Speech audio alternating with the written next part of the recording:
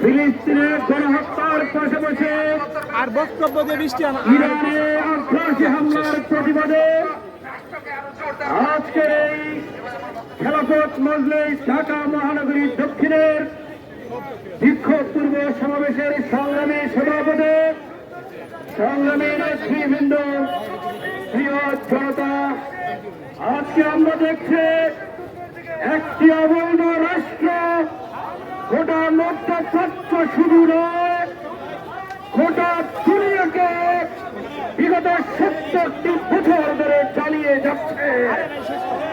আজকে আমরা দেখছি এই জ্বালাতন এমন পর্যায়ে গিয়ে ঠেকেছে, আর এই জ্বালাতন সহ্য করা যায় না।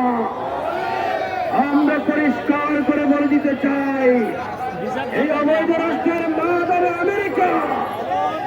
এই আমেরিকা যদি অবৈধ রাষ্ট্রের দায়িত্ব না নেয়, তাহলে রাষ্ট্র চিরাই বিলুপ্ত হয়ে যাবে। আর যদি আমেরিকা এই রাষ্ট্রের দায়িত্ব নেয়, আমেরিকা ভেঙ্গে খান হয়ে যাবে।